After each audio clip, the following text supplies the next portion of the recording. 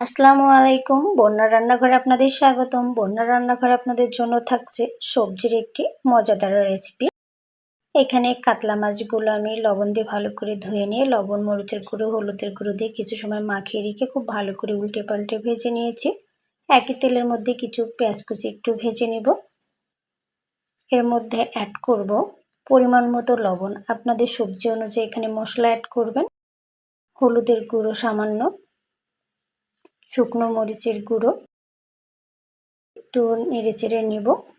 সামান্য পানি অ্যাড করেছি মশলাটা যেন পুড়ে না যায়, এবং জিরার গুঁড়ো, ধনিয়া গুঁড়ো দিয়ে মশলাটা ভালো করে কষিয়ে নিয়ে এখানে সবজিগুলো অ্যাড করে দিচ্ছি। এখানে আমি ঢেঁড়স নিয়েছি, একদম নরম দেখে ঢেঁড়সগুলো আমি নিয়ে ভালো করে ধুয়ে নিয়েছি। আর ঢেঁড়সটা অনুযায়ী আলুটা একটু লম্বা করে কেটে নিয়েছি। ঢেঁড়স এভাবে যে কোনো মাছ দিয়ে রান্না করলে ভালো লাগে। আমরা এক একজন এক এক রকম করে রান্না করি, এজন্য টেস্টটা এক একজনের এক এক রকম আসে।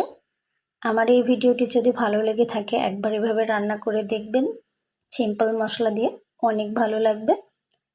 আর সব সময় চেষ্টা করবেন সবজি রান্নায় একটু মশলাটা এবং সবজিটা কষিয়ে কষিয়ে রান্না করার জন্য।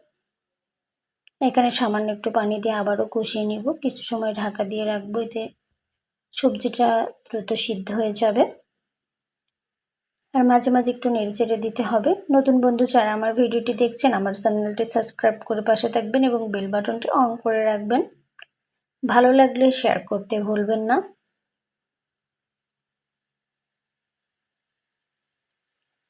ঢেঁড়স রান্না এভাবে করলে অনেক ভালো লাগবে। এখানে আমি ঝোলের জন্য পানি অ্যাড করে দিয়েছি।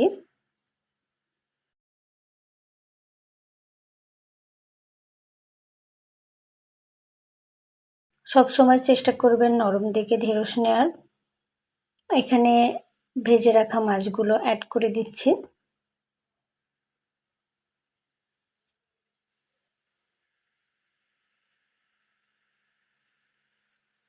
দেখুন ঝোলটা অনেকটাই কমে গিয়েছে। লবণটা চেক করে নেবেন। নামানোর পরে ঝোলটা আরেকটু টেনে নেবে। খুব বেশি ঝোল রাখার প্রয়োজন নেই। চুলা অফ করে দিয়েছি, পরিবেশন করে নিয়েছি সিম্পল মশলায় কাতলা মাছ দিয়ে ঢেঁড়সের মজাদার রেসিপি। আজকে আমার সিম্পল মশলা দিয়ে কাতলা মাছের এই রেসিপিটি কেমন লাগলো আপনাদের অবশ্যই কমেন্টে জানাবেন। ভালো লাগলে লাইক, কমেন্ট, শেয়ার করতে ভুলবেন না। গরম ভাতের সঙ্গে আমি পরিবেশন করে নিয়েছি, জাস্ট অসাধারণ হয়েছে। আপনারাও একবার ট্রাই করবেন। সবাই ভালো থাকবেন। আল্লাহ হাফেজ।